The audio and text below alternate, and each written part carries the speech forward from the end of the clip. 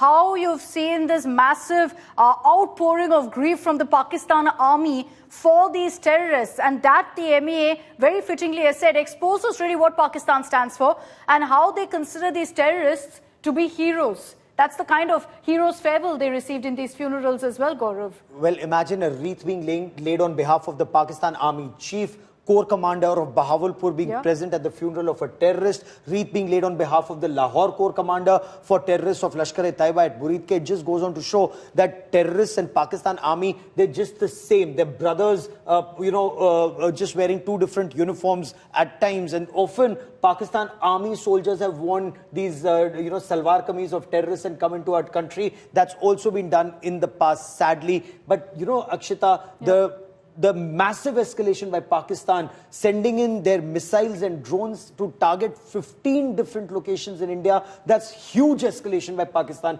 in the past 16 to 18 hours. Very true. While you and I slept peacefully, soundly through the night, our forces were repelling every single one of these strikes. And I want to decode for you the 15 locations that Pakistan attempted to strike. Why did they choose these 15 locations? Gaurav, you're well versed with this entire 3,323 kilometer stretch.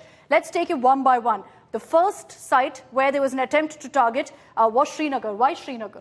Srinagar is extremely important as far as India is concerned. It's the nerve center of India's operations in the Kashmir Valley. It has an airbase. It has an army, a very significant army core location. It has other military and very sensitive paramilitary and central armed forces locations. So Srinagar is the nerve center. Even in 1947, Pakistan was desperate to occupy Srinagar. They failed, they collapsed, and then they retreated, at least till Muzaffarabad. So that is why they've been trying to get Srinagar since 1947. So they've been trying repeatedly. This time too, the strike was repelled. Let's talk about Avantipora. Here too, according to the statement that's coming from the government, from the Defence Ministry, there was an attempt to strike Avantipora as well, which is another base. Again, a very significant air base, a very significant protection for Kashmir base.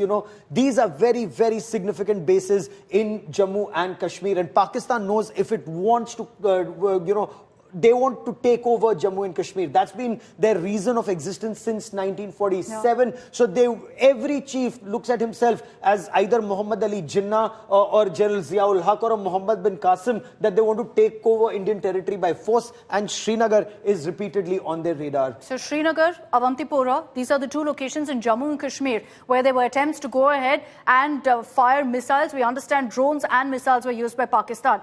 But just look at the contrast then. The entire stretch that Pakistan attempted to target from Jammu and Kashmir all the way to Gujarat to Bhuj, Gaurav. Here too, missiles, drones were fired by Pakistan. So if you look at entire map of our country from Jammu and Kashmir, come down to, Pathankot, come to Adampur, these are very, very critical. Bhatinda, Jalandhar, very, very critical air bases and military bases that Pakistan chose to target. Look at the mind of General Asim Munir. He's escalating it hugely. He wants this war to be escalated, and how? India struck 9 terrorist bases and 2 headquarters of Lashkar-e-Taiba and Jaish-e-Mohammed. In fact, for Jaish-e-Mohammed, a little distance away from their headquarters, that Masjid Subhanallah is their main rest and recuperation and recreation masjid and residential complex that India struck on the outskirts of Bahawalpur. So India striking terror. India doesn't have any terrorist camps, so Pakistan can't strike terrorists here. So they tried striking the armed forces of India, and that's massive escalation.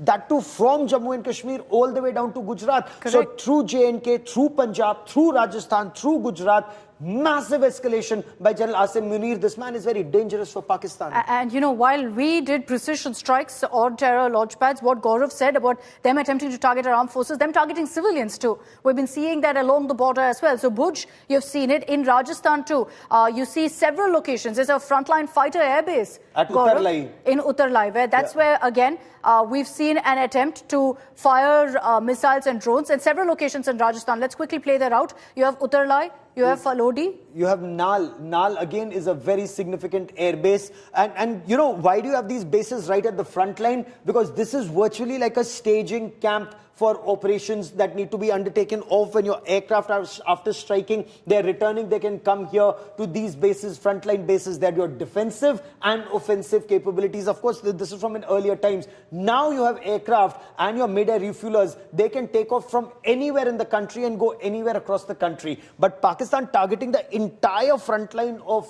Indian Air Force bases from Jammu and Kashmir to Gujarat is a very important message. Pakistan also in a way attempted to take out some of our missile defense systems and shields through this drone attack, because some of these air bases, apart from having a fighter jets, also have your missiles for your air defense. So Pakistan is escalating. India doesn't want to escalate. But what is India doing? The moment Pakistan does this, India hits at their air defense system. So that next time when we go in, if there is a requirement, and God forbid, but if there is a requirement, their enemy air defenses are already suppressed. It's a concept of warfare called SIAD, suppression of enemy air defenses. This is what India did at Lahore, and as you pointed out, you know, in Rawalpindi, in Sialkot, and a couple of other places that the government is not talking about. Okay, what's very clear, and the messaging here is very important. In Chandigarh is the Western Command headquarters, Batinda, Punjab has the IAF base. Adampur, which Gaurav was referring to, is a frontline fighter IAF base.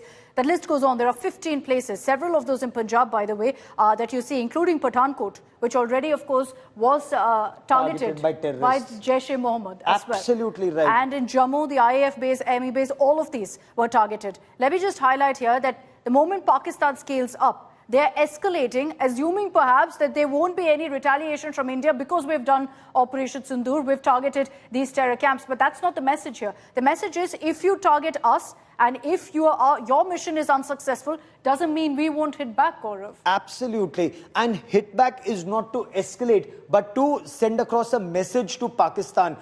India could have escalated. If Pakistan tried to hit us at 15 different locations, India can hit at 15, maybe even more locations. And you've seen from that Balakot operations, India can hit anywhere in Pakistan. Balakot is the other end of Pakistan, from after which Afghanistan starts in Northwest Frontier Province or Khyber Pakhtunkhwa. So India hit Balakot, you can hit Balakot again. But India does not want to escalate. That is why it's only at Lahore, you know, which is barely 25 kilometers from Amritsar, that their air defense system was destroyed.